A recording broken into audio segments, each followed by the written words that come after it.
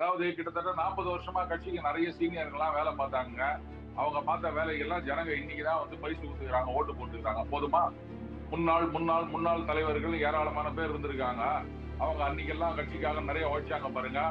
ஜனங்க வந்து அப்ப அது ஞாபகம் வரல. இன்னைக்குதான் திடீர்னு ஞாபகம் வந்திருக்கு. ஆஹா, இந்த முன்னாள் தலைவர் இவ்வளவுதான் வந்து கட்சிக்காக உழைச்சுக்கிறாரு, அந்த தலைவர் வந்து கட்சிக்காக இவ்வளவு பாடுபட்டுகிறாரு அப்படின்றதெல்லாம் ஏப்ரல் 18ஆம் தேதி சாயங்காலம் தான் தமிழக மக்களுக்கு ஞாபகம் வந்தது.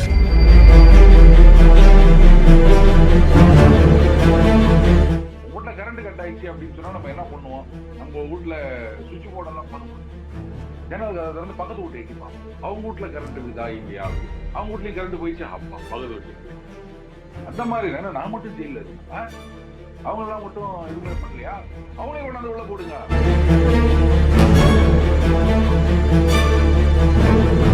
சந்திரபாபு நாயுடு நிதிஷ்குமார் அங்க ஏற்கனவே 37 ஒருத்தர் உட்காந்துருக்கிறாங்க. 29, 22 இவங்களுக்கு மேல காலி வச்சிருக்கவங்க எல்லாம் உட்காந்துருக்காங்க. அப்படி இருக்க 16க்கும் 12க்கும் என்ன மரியாதை நினைக்கிறீங்க நீங்க?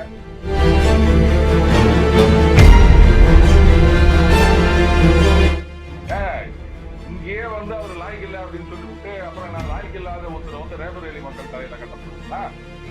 நீங்க காங்கிரஸ்ல மட்டும் சும்மா இருப்பாங்களா? எல்லாரையும் அரெஸ்ட் பண்ணீங்க, ஏன் பினராயி விஜயன் அரெஸ்ட் பண்ணல அப்படின்னு கேக்குறாங்க.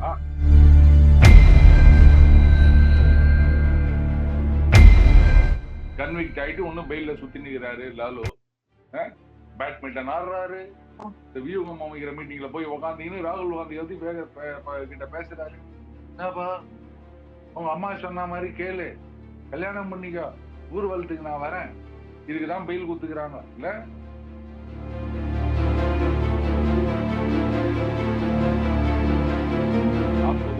நிலத்தை உழுது அவங்க வந்து நாத்து நட்டு காத்துக்கினே இருந்தாங்க. திடீர்னு நேத்து வந்து ஒருத்தன் வந்து எல்லாத்தையும் கொத்துட்டு போயிருதுன்னா என்னங்க இது? 40 வருஷத்துக்கு முன்னாடி நாத்து நட்டாங்களே, அதெல்லாம் எங்க போச்சு?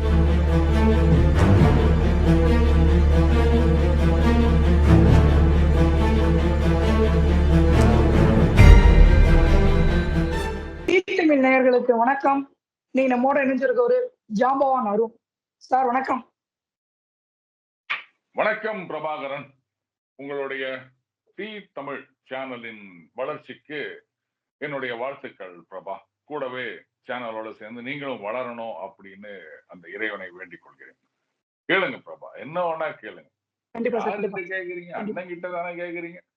கறி கஞ்சி அதுக்கெல்லாம் வேணுமா? அப்படி சேர்த்தே கேளுங்க, தப்பே கிடையாது. கேட்டுருவோம், மனசு போலவே தாராளமா எல்லாத்தையுமே கேட்டுருவோம்.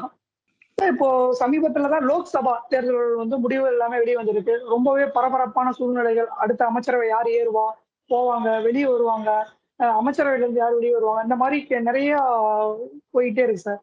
இந்த மாதிரி சூழ்நிலையில பாஜக வந்து வெற்றி தோல்வி அப்படிங்கிறது வந்து ரொம்ப மிகப்பெரிய அளவுல நம்பிக்கைக்குரிய பாத்திரமா இருந்த இடம் வந்து உத்தரப்பிரதேசம் சார். உத்தரப்பிரதேசம் இன்னும் குறிப்பா சொல்ல போனா அயோத்தியிலேயே பாஜக வந்து கைவிட்டுருச்சு. இதை நீங்க எப்படி சார் பாக்குறீங்க? அதாவது இது அயோத்தி கைவிட்டதா, ஃபைசாபாத் கைவிட்டதா அப்படின்றதெல்லாம் விட கொஞ்சம் சுதாகரித்துக் கொள்ள தவறிவிட்டார்கள் பாஜக. இந்த கேரண்டி கார்டுன்னு அச்சடிச்சு கொடுக்கறது, பொய்யான சாத்தியமே இல்லாத வாக்குறுதிகள், இது ஒரு பக்கம். இன்னொரு பக்கம் மாயாவதி அவர்களுடைய பகுஜன் சமாஜ் பார்ட்டி, அந்த கட்சி அமைப்புன்றது ஒண்ணு இல்லாம போயிருக்கு. அவங்களே வந்து பெரிய அளவுல ஆக்டிவா இல்ல பாலிடிக்ஸ்ல. சோ அதனால அந்த தொண்டர்களுக்கு ஒரு இடம் தேவைப்பட்டது. அவங்க வந்து பெரும்பாலும் எஸ்பி காங்கிரஸ் பக்கம் போயிட்டாங்க. பெரும்பாலும் எஸ்பி தான். சோ இதையெல்லாம் கணக்குல எடுத்துட்டு அவங்களையும் வந்து தங்கள் பக்கம் அரவணைத்து கொண்டு சென்றிருக்க வேண்டும் பாஜக. அவங்க வந்து இப்படி போவாங்கன்றதை அவங்க எதிர்பார்க்கலையோ அப்படின்னு எனக்கு ஒரு சந்தேகமா இருக்கு. கிட்டத்தட்ட ஒரு 10% வாக்குகள் பகுஜன் சமாஜ் கட்சி எழுந்திருக்கின்றது அப்படின்னு சொல்றாங்க. சோ அந்த 10% அந்த பக்கம் போச்சு அப்படின்னா எவ்வளவு பெரிய ஸ்விங்கர். அதுக்கப்புறமா இந்த தடவை வந்து ரைட்டு அதான 400 அப்படின்றதுல வந்து கொஞ்சம் நம்ம ஊர் பாணியில சொல்லணும்னா அசால்ட்டா இருந்துட்டாங்க. ஆமா என்னப்பா நம்ம தான் ஜெயிக்க போறோம், நான் ஒருத்தன் போய் ஓட்டு போடாட்டா என்ன ஆயிர போகுது அப்படின்னு இருந்துட்டாங்க. பாத்தீங்கன்னா யூபியில தான் வந்து ஓட்டர் டர்ன் அவுட் வந்து ரொம்பவே கம்மியா இருக்குன்றத பாக்கணும். கரெக்டுங்க, வெயில் நான் இல்லைன்னு சொல்லல, பட் மத்த கட்சிக்காரங்க எல்லாம் போயிட்டு ஓட்டு போட்டாங்கல்ல. சோ அந்த ஓட்டர் மொபிலைசேஷன் அங்க பெரிய அளவுல நடக்கவில்லை, அதுவும் ஒரு காரணம். ஸோ இந்த மாதிரி நிறைய ஃபேக்டர்ஸ் இருக்கு. அடுத்தது ஒவ்வொரு மாநிலத்திலையும் நடந்த இழப்புகளுக்கு ஒவ்வொரு காரணம் இருக்குங்க. ஒரே இதை வச்சுட்டு இங்க இதேதான் அப்படி எல்லா இடத்துலயும் அப்படின்லாம் சொல்ல முடியாது.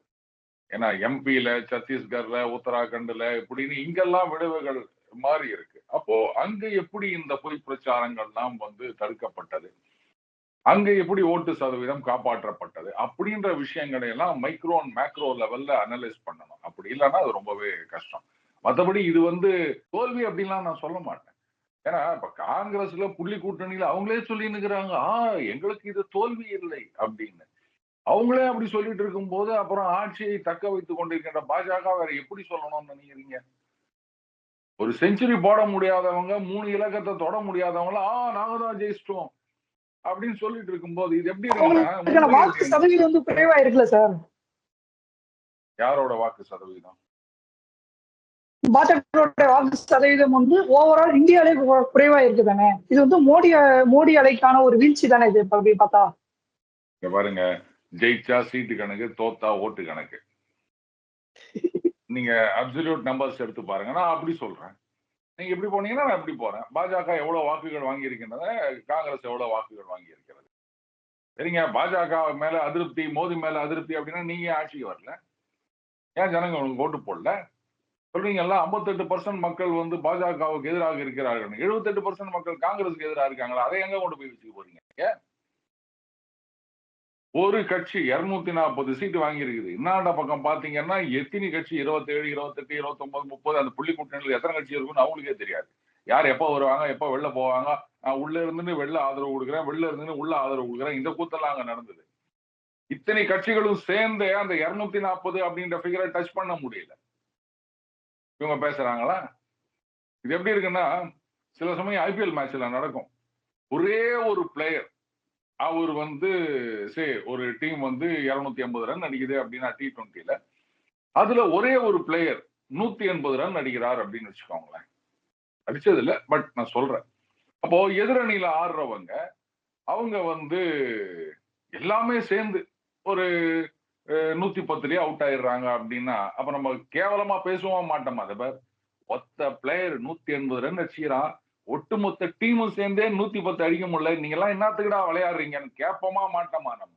அந்த மாதிரி ஒரு கட்சி 240 எம்பி சீட்ல ஜெயிச்சுக்கிறாங்க, அதுவும் 10 வருஷம் ஆட்சியில இருந்த பிறகு இவ்வளவு பொய் பிரச்சாரங்கள் இதெல்லாம் பண்ண பிறகு.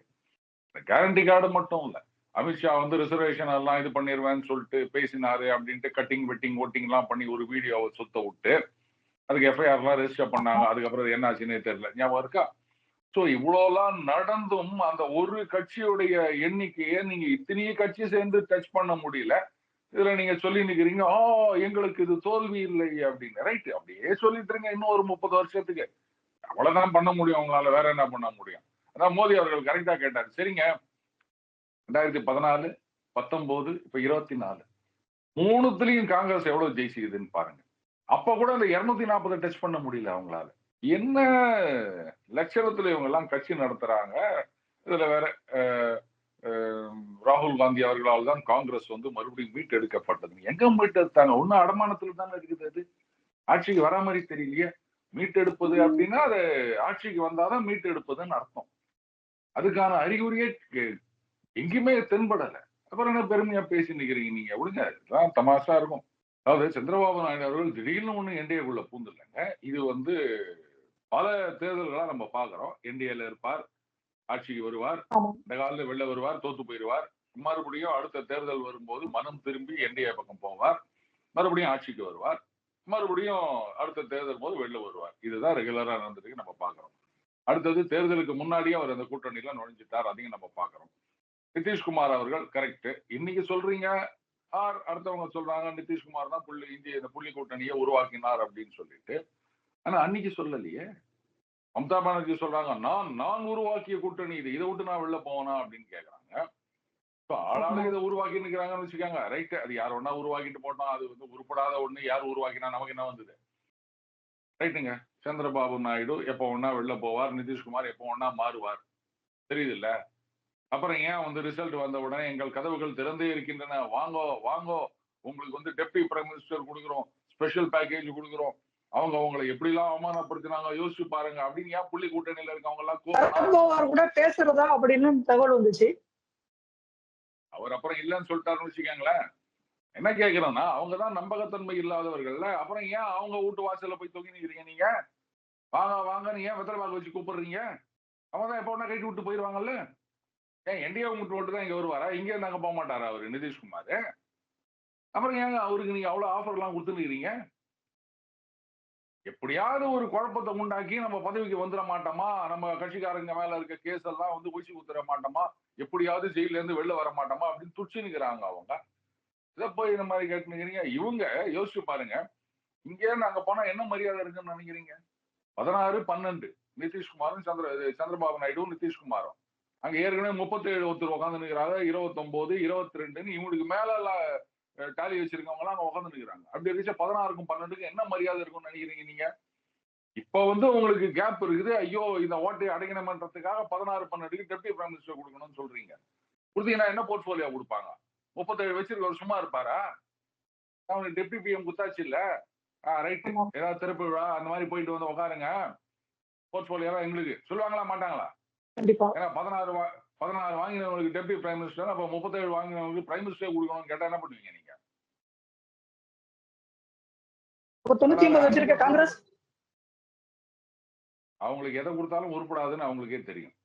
எதிர்கட்சி தலைவராக கூட அவர் வரமாட்டார்னு நினைக்கிறேன் ராகுல் காந்தி அவர்கள். சரி, பார்ப்போம், வெயிட் அண்ட் சீ. சரி, ஓகேங்க சார். அதான் அதே மாதிரி வந்து தென்னிந்தியாவுல வந்து மிகப்பெரிய அளவுல பாஜக வரவே வராது, பாஜக தாமரை மலராது அப்படிங்கிற மாதிரி சொன்ன பிரச்சாரங்கள் எல்லாம் தாண்டி தமிழகத்திலுமே அதிகமான ஓட் சார் வந்து ஓட் பேங்க் வந்து உருவாக்கி இருக்காங்க. அது கர்நாடகாவும் உருவாக்கி இருக்காங்க, ஆந்திராவிலும் உருவாக்கி இருக்காங்க, இப்ப கேரளாவிலுமே ஒரு சீட் வந்து வின் பண்ணியிருக்காங்க. இது எல்லாமே எந்த மாதிரி ஒரு திருப்பு முனையை காட்டுது சார்? அப்சல்யூட் நம்பர்ஸ் அப்படின்னு பாத்தீங்கன்னா தென்னிந்தியாவில் வந்து காங்கிரஸை விட பாஜக அதிக வாக்குகள் பெற்று இருக்கின்றது. அது ஒரு ஃபேக்டர். அடுத்தது கேரளாவை பொறுத்த வரைக்கும் கூட்டணியை சொல்றீங்களா, டைரக்டா கட்சிகளே சொல்றீங்களா சார்? காங்கிரஸ் வெர்சஸ் பாஜகன்னு சொல்றேன் நான்.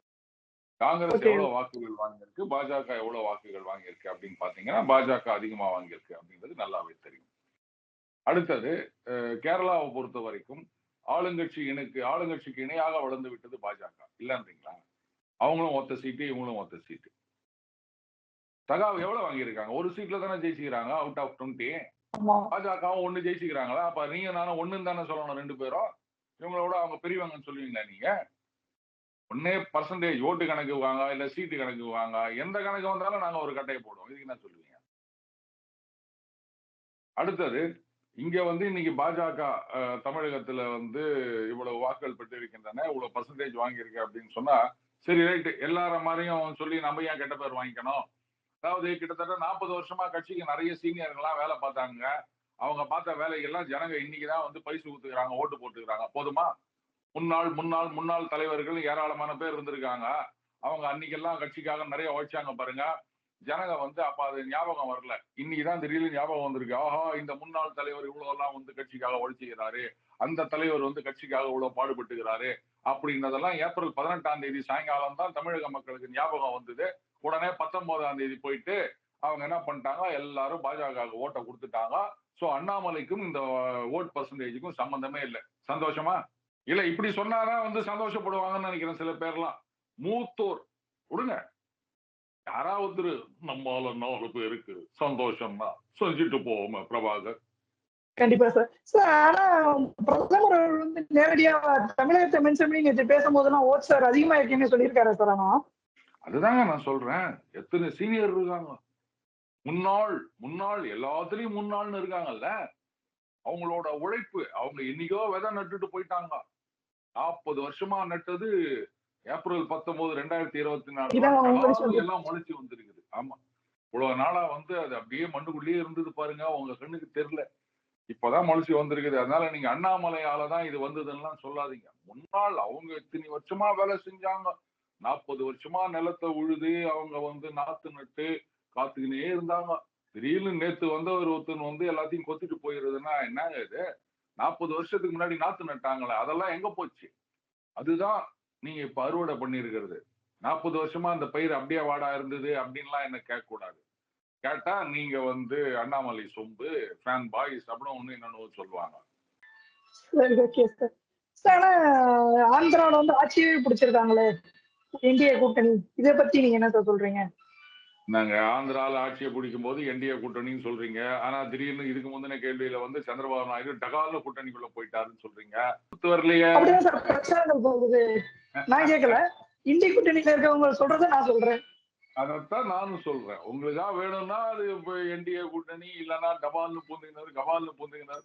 சரிங்க, அவர் கபால்னு பூந்தாரோ குபால்னு பூந்தாரோ எப்படி வேணா இருந்துட்டு போட்டோம். அவர் தேர்தலுக்கு முன்னாடியே பூந்துட்டார்ல. தேர்தலுக்கு முன்னாடி கூட்டணி வச்சுங்களே ஒருத்தருக்கு ஒருத்தர் அடிச்சுன்னு இருக்கிறீங்க நீங்க. இங்க வயநாடுல போயிட்டு ஆனி ராஜா சொல்றாங்க, ஐயா ராகுல் காந்தி வந்து வயநாடை பத்தி ஒரு நாள் கூட பார்லிமெண்ட்ல பேசவே இல்லை, அவருக்கா நீங்க ஓட்டு போட போறீங்க அப்படின்னு கேக்குறாங்க. ஆமா, அதே தொகுதியில இன்னும் பிறப்பை பத்தி எல்லாம் ரொம்பவே கொச்சப்படுத்தி எல்லாம் பேசியிருந்தாங்க. கம்யூனிஸ்ட் வந்து ராகுல் காந்தியை இங்க பேசியிருந்தாங்க. வயநாடுல வந்து எலெக்ஷன் முடிஞ்ச உடனே சொல்றாங்க, ரேபரேலினா நான் வந்து ராகுல் காந்தி அவர்களுக்காக பிரச்சாரம் செய்வேன். இங்கேயே வந்து அவர் லாய்க்கு இல்லை அப்படின்னு சொல்லிவிட்டு அப்புறம் நான் லாய்க்கு இல்லாத ஒருத்தர் வந்து ரேபரேலி மக்கள் தலையில கட்ட போறீங்களா? நீங்க காங்கிரஸ்ல மட்டும் சும்மா இருப்பாங்களா? எல்லாரையும் அரெஸ்ட் பண்ணீங்களே, ஏன் பினராயி விஜயனை அரெஸ்ட் பண்ணல அப்படின்னு கேக்குறாங்க.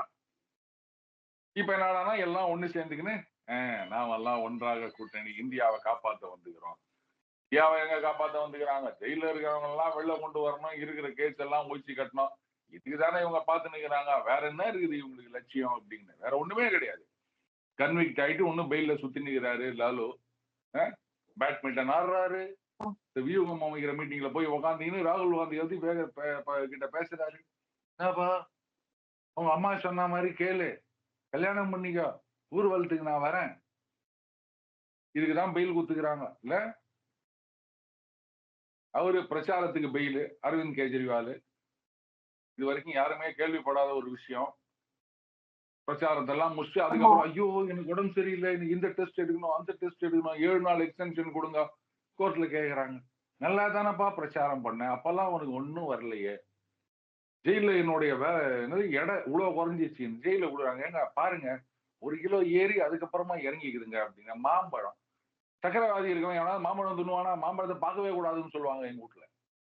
இவருக்கு வீட்டுல இருந்து மாம்பழம் போகுது. கேக்குறாங்க. ஆலு பூரி போகுது. கோர்ட்லயே கேக்குறாங்க, என்னங்க ஒரு டயபெட்டிக் சாப்பிடுற சாப்பாடா இது அப்படின்னா அவங்க சொல்றாங்க, மாம்பழத்துல கிளைசமிக் இண்டெக்ஸ் என்ன தெரியுமா அப்படின்னு. யூடியூப் தட்டி பார்த்தாலே தெரியுது எத்தனை டாக்டருக்கு சொல்றாங்க அப்படின்னு. இவர் நம்ம புதுசா கதை சொல்லிட்டு இருக்கிறாங்க. 4ஆம் தேதி புள்ளி கூட்டணி ஜெயிச்சா 5ஆம் தேதி வந்துருவேன் அப்படின்னாரு. எவ்வளவு கேவலமான வார்த்தை. இவங்களுக்கு நம்பி ஓட்டு போட்டாங்களா அந்த ஜனங்களை சொல்லணும். அவர் வந்து இன்னும் சொல்ல போனா அரவிந்த் கெஜ்ரிவால் வந்து சொல்லும் போது பாஜக ஆட்சிக்கு வந்துருச்சு அப்படின்னா மம்தா பானர்ஜி இன்னும் ஜெயிலுக்கு போவாங்க. முதல்ல ஸ்டாலின் அவரு பேரை சொல்லியிருந்தாங்க. இவ சிவசேனாவுடைய தலைவர் அவரை சொல்லியிருந்தாங்க. இந்த மாதிரி அவங்களோட பேர்லாம் மென்ஷன் பண்ணி கூட அவர் சொல்லியிருந்தாரு சார் பிரச்சாரத்துல. வேற ஒண்ணும் இல்லைங்க. பிரபாகர், நீங்களே வந்து வண்டியில போய் நிக்கிறீங்க. அப்போ வந்து ஹெல்மெட் எல்லாம் போறீங்க. டிராபிக் கான்ஸ்டபிள் வா வா வா வா ஓரங்கட்டு அப்படின்ட்டு சாவியை பிடிக்கிறார். ஹெல்மெட் எங்க? சார் சார் சார் சார் அவசரமா வந்தேன் சார். என்ன அவசரமா ஒன்னா இருந்தா ஹெல்மெட் எங்க? சார் சார் சார் அவசரமா வந்தேன் சார், பையனை கட்டு அப்படின்னாரு. நீங்க என்ன பண்ணுவீங்க? ஒண்ணு அப்படியே சுத்து முட்டு சார், அங்க 2 பேர் ஹெல்மெட் எல்லாம் போறாங்க சார், இங்க பின்னாடி உட்காந்து ஹெல்மெட் போடல சார், எல்லாரையும் கூப்பிடுவீங்கல்ல? அந்த மாதிரிதான். இவ்வளவு ஏங்க உங்க வீட்டுல கரண்ட் கட் ஆயிடுச்சு அப்படின்னு சொன்னா நம்ம என்ன பண்ணுவோம்? நம்ம வீட்டுல சுவிட்ச் போர்டு எல்லாம் பார்க்க மாட்டோம். ஜன்னல் திறந்து பக்கத்து வீட்டை எட்டி பார்ப்போம். அவங்க வீட்டுல கரண்ட் இருக்குதா இல்லையா அப்படின்னு. அவங்க வீட்லயும் கரண்ட் போயிடுச்சு, அப்பா பக்கத்து வீட்லயும் போயிருக்குது. அந்த மாதிரி தானே நான் மட்டும் ஜெயில இருக்கு. நம்ம அவங்க எல்லாம் மட்டும் எதுவுமே பண்ணலையா? அவங்களே கொண்டாந்து உள்ள போடுங்க. அதுதான், வேற ஒண்ணும் கிடையாது. அவர் ஏதோ உண்மையை சொல்றாருன்னு நினைக்காதீங்க. அவர் வந்து வயிற்றுச்சலை கொட்டி தீர்த்துக்கிறாரு. நான் மட்டும் உள்ள இருக்கனே, அவங்க எல்லாம் வந்து ஹெல்மெட் போடாம போனாங்களா அப்படின்னு நீங்க சொல்றீங்களா? அந்த மாதிரி அவங்களையும் குச்சி உள்ள போடு அப்படின்ட்டாரு. அதுதான், வேற ஒண்ணும் இல்லை. சரி ரைட்டு. மோடி அவர்கள் வந்து அரவிந்த் கெஜ்ரிவாலோட ஆசையை அட்லீஸ்ட் இதையாவது நிறைவேற்றட்டுமே. அடுத்த 5 ஆண்டுகள்ல பாஜக மேனிபெஸ்டோ, அடிப்படையான மேனிபெஸ்டோ, ராமர் கோயிலா இருக்கட்டும், காஷ்மீர் இஷ்யூவா இருக்கட்டும், முத்தலாகா இருக்கட்டும், இந்த மாதிரி விஷயங்கள் எல்லாமே ஒவ்வொன்றா அவங்க தீர்வு கண்டுட்டு வந்தாங்க கடைசி 10 வருஷத்துல. இன்னும் அவங்க இந்த அடுத்த 5 வருஷத்துல என்ன சார் பண்ண போறாங்க? அதாவதுங்க, எல்லாம் என்ன நினைச்சிட்டு இருக்காங்க, இது வந்து ஒரு கூட்டணி அரசாங்கம், அதனால வந்து பெரிய மாற்றங்கள் நிறைவேற்ற முடியாது. முக்கியமா இந்த யூனிஃபார்ம் சிவில் கோடு, ஒன் நேஷன் ஒன் எலெக்ஷன் இப்படின்னு நினைச்சிட்டு இருக்காங்க. ஆனா அதெல்லாம் தவறு அப்படின்றத அவங்க சீக்கிரமே புரிஞ்சுப்பாங்க.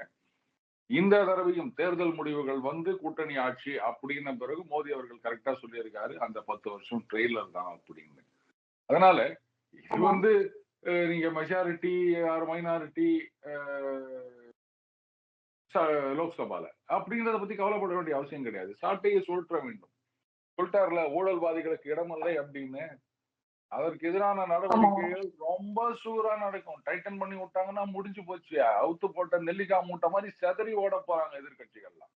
அததானே போறோம் நம்ம. அதுக்கு வந்து பார்லிமெண்ட்ல மெஜாரிட்டி மைனாரிட்டி அப்படின்றதெல்லாம் வந்து ஒரு இதுவே கிடையாது. சட்டம் அவ்வளவுதான், முடிஞ்சு போச்சு. தப்பு பண்ணிக்கிறாங்களா, எவிடன்ஸ் இருக்குதா, மேட்டர் ஓவர். உங்களுக்கு மெஜாரிட்டி இருக்குதா, இல்ல நீங்க மைனாரிட்டி கவர்மெண்டா அப்படின்றதெல்லாம் இங்க வரவே வராது. எவிடன்ஸ் நீங்க மட்டும் தான் சொல்றத பேசும். பார்த்தா இடி, சிபிஐ இவங்கள ஏவி விட்டு மட்டுமே பாஜக ஆட்சி நடத்துமா சார் அப்போ? இதுல ஏவி விடுறது. அப்படி பாத்தீங்கன்னா லா அண்ட் ஆர்டர் யார் கையில இருக்குது? மாநில அரசாங்கம் கிட்ட. அப்போ அவங்க போடுற கேஸுக்கெல்லாம் நீங்க என்ன சொல்லுவீங்க? டிவிஎஸ்சின்னு ஒண்ணு இருக்குது. அவங்க போடுற கேஸுக்கெல்லாம் என்ன பண்ணுவீங்க? ஆமா. சரிங்க, இடி வந்து நீங்க ஏவி விடுறீங்கன்னு சொல்லுங்க. இடி, ஐடி, சிபிஐ இதெல்லாம் ஏவி விடுறாங்க, கைது செய்யறாங்கன்னு சொல்லுங்க. கோர்ட்ல போயிட்டு உங்களால நிரூபிக்க முடியலையே நாங்க தப்பு பண்ணல அப்படின்னு. சரி, நம்ம தப்பு பண்ணலன்னு நிரூபிக்க முடியாது, அது வேற விஷயம். பட் அது ப்ராசிக்யூஷன் சைட்ல வந்து உங்களை கில்ட்டின்னு ப்ரூவ் பண்ணும்போது அதை உங்களால ஃபைட் பண்ண முடியலையே. அதுதான் நான் கேட்கிற கேள்வி. சரியா? மனிஷ் சிசோடியா பெயில் வாங்க முடியல அவரால. அப்ப என்ன கோர்ட்டும் வந்து பாஜக தான் கண்ட்ரோல் பண்ணி வச்சிருக்கிறாங்க அப்படின்னு சொல்றீங்களா? அப்படி சொன்னீங்கன்னா அது கண்டெம்ட் ஆஃப் கோர்ட். சட்டப்படி நடவடிக்கை ஆமா. எடுக்க வேண்டியது இடி. அவங்க எல்லாம் தண்டனை கொடுக்க முடியாது, அவங்களை கன்விக்ட் பண்ண முடியாது, சென்டென்ஸ் பண்ண முடியாது. அது கோர்ட் தான் செய்யணும். அப்ப கோர்ட் செய்யறாங்கன்னும் போது அப்ப நீங்க தப்பு பண்ணிருக்கீங்கன்னு தானே அர்த்தம். அப்புறம் ஏவி விடுறாங்க அப்படின்னா, அப்போ இங்க வந்து மத்த மாநிலங்கள்ல இல்ல காங்கிரஸ் புள்ளி கூட்டணி ஆளுகின்ற மாநிலங்கள்ல அவங்க வந்து எதிர்க்கட்சியினருக்கு எதிராக எந்த நடவடிக்கையும் எடுக்கிறது கிடையாது, யாரையும் தூக்கி உள்ள போடுறது கிடையாது. என்ன நம்ப சொல்றீங்க நீங்க? நம்பிட்டேன். தொடர்ந்து இன்னைக்கு இருக்கக்கூடிய அரசியல் சூழ்நிலைகள் பத்தியுமே, காங்கிரஸ் பத்தி, பாஜக பத்தி தொடர்ந்து நீங்க கூட பகிர்ந்துகிட்டு, எங்களுடைய நேயர்கள் பத்தியும் கூட பகிர்ந்துகிட்டீங்க. ரொம்பவே நன்றி சார். நன்றி பிரபாகர், அண்ட் ஆல்சோ எனது வாழ்த்துக்கள்.